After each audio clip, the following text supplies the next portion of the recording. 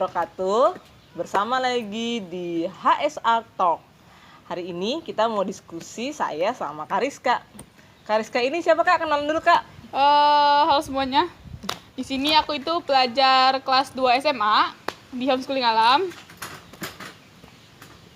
Tinggal di mana Kariska? Tinggalnya 5 meter dari HSA. Jadi kalau telat tuh sangat memalukan gitu. Oh, tapi kayak kamu telat bolak-balik deh. Oke, kan kalau kemarin-kemarin pernah tuh berdiskusi sama siswa kelas 5, kelas 6. Sekarang sama siswa SMA yuk. Dan ini salah satu siswa terlama di Homeschooling Alam. Kenapa ya? Coba Kariska boleh cerita kenapa jadi salah satu siswa terlama di sini? Karena mak saya punya sekolahnya. Berarti sebenarnya iya. Jadi Rizka dari jenjang apa di Homeschooling Alam? TKA tuh masih di sekolah lain. Masih ingat sekolahnya sampai sekarang masih sering lewat. Nah, berarti sebenarnya kamu kan dikasih kesempatan sebenarnya buat sekolah di tempat lain kan, nggak harus di sini. Iya, terus inget banget itu lagi market day atau lagi apa, acara apa ya? Lagi belajar biasa, enggak lagi belajar biasa. Terus tuh aku ngambek minta pulang, minta diteleponin mama sama ayah. Pokoknya pengen pulang, udah nggak mau belajar, nggak mau ngapa-ngapain walaupun kegiatan seru. Terus gurunya tuh kayak tegas banget mukanya, diem. Gak boleh Kak. Saya nangis jengkar-jengkar. Biasanya di rumah saya kadang kayak wah, selalu ketemunya mama sama ayah, nggak pernah digituin, kayak langsung nangis-nangis. Setelah itu cuman kayak 3 bulan sekolah doang, langsung gak pernah mau sekolah kesana lagi. Dan untungnya saya belum bayar lunas sih, jadi ya sudahlah, dia minta berhenti ya udah gitu. Cuma ya begitulah.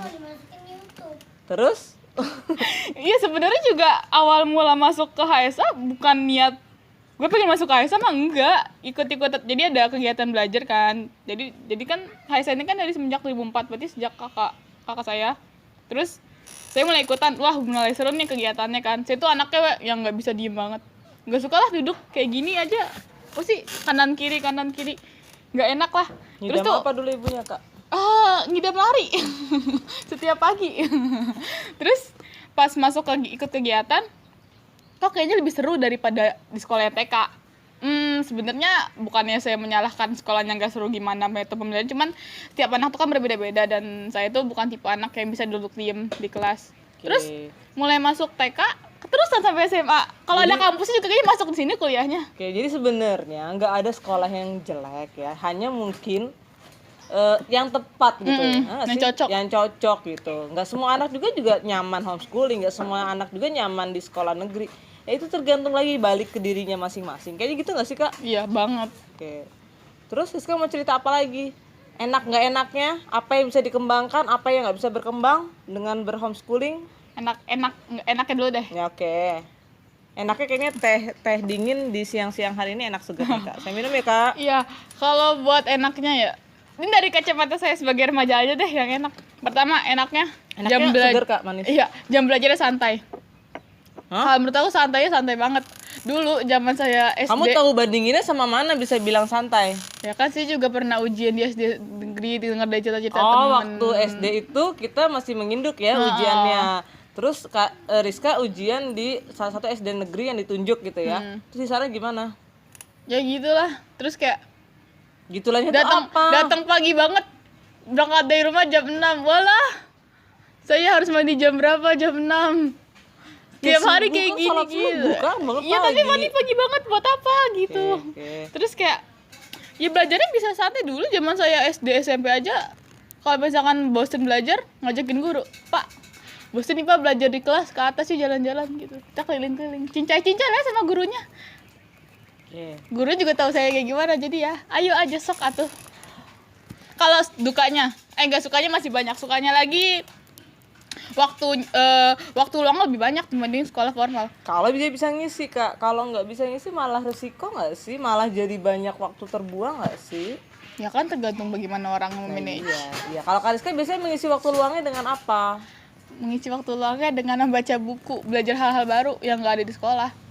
Saya tidak bilang homeschooling itu perfect, makanya kan kalau misalkan nih kapasitas gurunya beda, saya pengen belajar hal baru yang gurunya nggak bisa, berarti kan saya pintar-pintar sayanya dong mencari, oh berarti aku belajar dari buku ini nih, atau nggak belajar dari ikut kelas online ini gitu. Jadi terus ada ikut event-event apa, workshop gitu. Jadi bagaimana kita manage waktunya, dan alhamdulillah menurut saya dengan homeschooling bisa lebih banyak kegiatan lain bukan hanya sekolah gitu. Coba kalau saya sekolah, contoh lah ambil SMA negeri, masuk jam 7 ya, sekitar jam 7, pulang jam 5 sore. Libur Sabtu Minggu doang, kayaknya udah capek doang tuh tinggal ngerjain PR. Iya, ngerjain PR juga banyak gitu. Mungkin sebagian anak suka dengan metode belajar seperti itu, cuman kalau padet tapi kalau aku bukan yang kayak gitu. Soalnya saya juga dulu produk sekolah negeri dan baik-baik saja gitu, masih bisa hidup sampai sekarang gitu kan. Jadi nggak salah sekolahnya. Bagaimana kenyamanan orang beda-beda kayaknya sih gitu. Dan kalau kalian nyaman dengan memilih jalur pendidikan homeschooling, it's okay. Sekarang juga semuanya legal segala macam gitu ya. Kalau mau lebih banyak mempelajari tentang homeschooling, makanya ikutin konten kita terus gitu. Ya apalagi sekarang lagi pandemi kan, hampir semua anak apa malah. Kaitannya? Kamu ngerasa lebih beruntung nggak sih dengan jalur homeschooling ini saat pandemi? Pertama, nggak ngerasa kaget. Karena banyak nguplek kayak di rumah. Iya, karena banyak orang, gue bosen banget dong, kayak nggak bisa ngapa-ngapain, terus konsul sama guru juga susah kayak gitu. Terus aku mikir, apa yang bikin bosannya sih? Bukannya malah enak-enak aja, mungkin kan udah nyaman ya. Banyak banget orang kayak tunggu. Berarti kamu selama ini ya homeschooling bener-bener nguplek aja di rumah, Kak? Nggak kemana-mana gitu? Ya enggak dong, dari kan temennya terbatas, di rumah aja. Apa nggak terbatas banget dunia kamu gitu, Kak? Itu sih bener-bener kita manage-nya aja. Misalkan temen kamu banyak. Oke, temen.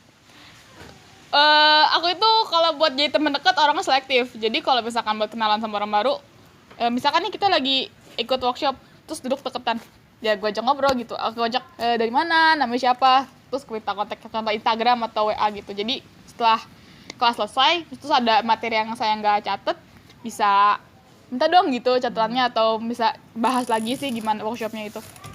Nih, tadi sampai mana? Temennya banyak apa enggak? Sebenarnya nggak penting-penting banget banyak atau enggak, masalahnya bagaimana kualitasnya? Kalau aku sih kualitasnya. Kadang-kadang orang soalnya ngeliat gitu loh, selalu bilang anak homeschooling tuh pasti sosialisasinya terbatas. Enggak juga dong. Sekarang temennya banyak gitu ya, misalkan di sekolah umum tuh ratusan, yakin deh tanya temen deketnya berapa? Paling 1-2 orang, nggak mungkin ratusan, itu puluhan aja enggak, belasan aja enggak yang jadi temen deket. Nyari temen tuh kan bukan di sekolah doang. Emang saya jujur kalau sama temen sekolah, karena kita kan bidangnya beda-beda, minatnya beda-beda, jadi ya nggak maksudnya bukan gimana ya, kalau buat tugas sekolah mungkin kita masih ngobrol, tapi kalau buat yang kita suka kita nggak nyambung karena minat kita beda-beda. Nah, jadi nyari temennya yang minatnya sesuai sama saya. Misalkan saya lagi suka menulis, berarti saya nyari teman-teman di luar sekolah yang suka menulis juga. Saya suka masak, saya cari tempat saya les masak gitu. Saya suka apa? Suka nyanyi, oke saya cari gitu. Jadi pintar-pintar kita aja. Di semua sekolah sih, nggak di homeschooling aja. Gitu. Ya. Saat pandemi seperti itu. Terus jadi ya nggak kaget ya dengan pandemi ini? Nggak. Kalau saat pandeminya pasti kaget ya, siapa sih yang kepengen kekurung di rumah 3 bulan terus nggak dari Maret kali Kak kita udah berapa bulan ya, kayak ya nggak ada yang mau, tapi berusaha. Jadi nggak shocknya tuh nggak shock banget kayak anak-anak lain. Ntar dulu Kak, oke. Terkait sama minat, Rizka ngerasa nggak sih di sini bisa lebih banyak memilih mencoba minat bakat kamu? Terus gimana rasanya kalau kok ternyata di sini udah dicoba, pindah lagi, itu kan penemuan tuh Kak. Gimana pengalaman kayak gitu? Sebenarnya saya posisi sekarang tahun 2020 tuh masa-masa fase-fase mencari jati diri. Dulu masih untung Kak kamu 15 tahun mencari jati diri. Ada yang udah puluhan tahun masih belum menemukan dirinya ya. Jadi dulu tuh saya itu kan suka banget masak. Terus tapi setelah ikut beberapa kursus masak, kayak ngerasa aku tuh masak bukan buat profesional, bukan yang pengen jadi chef, bukan yang pengen dicuanin atau gimana, tapi masak karena saya hobi makan, suka makan. Jadi saya akan memasak untuk kebutuhan perut saya, bukan untuk orang lain gitu. Terus berarti nggak cocok nih. Terus tuh aku dari SD kelas 6 itu ikut panahan. Itu berapa tahun ya? Sampai kemarin kelas 1 SMA awal, berarti 6, 7, 8, 9, 10, hampir 5 tahun itu aku masuk panahan. Itu dulu punya mimpi tuh, pokoknya umur 20-an ke atas tuh pas kuliah harus bawa pulang medali emas buat Indonesia di Olimpiade. Terus pokoknya setiap hari, nah karena kebetulan homeschooling kan, jadi aku bisa manage waktunya. Terus sempat izin juga ke guru kalau aku bakal sering izin buat ikut pertandingan. Dan gitu diizinkan? Kan. Diizinkan dong. Siapa yang gak mendukung saya gitu. Okay. Terus udah jalanin panahannya itu. Baru-baru ini ternyata saya ikut suatu seleksi untuk Popnas, terus Pekan olahraga nasional. Pelajar gitu. Terus Pekan olahraga pelajar. Pas di seleksi kedua atau ketiga itu nggak lolos karena panahan itu kan seperti kehidupan ya, ada rodanya, jadi ada saat di atas di bawah. Aku tuh lagi di bawah-bawahnya, teknik lagi hancur, skor hancur, blast. Aku nggak kaget karena pas sebelum lomba kan latihan udah hancur, terus pas mama datang kan, mama kaget banget kayak shock. Wah, anak panah patah semua, hilang. Baru banget beli lomba, langsung hilang semua, duit hancur blast. Investor saya kayak langsung, aduh kecewa, bagaimana ini? Terus sama pelatih dibilang saya harus apa ya bahasanya, cuti. Karena emang kalau lagi posisi cooling down. Kalau lagi posisi kayak gitu dipaksain latihan juga nggak akan bisa.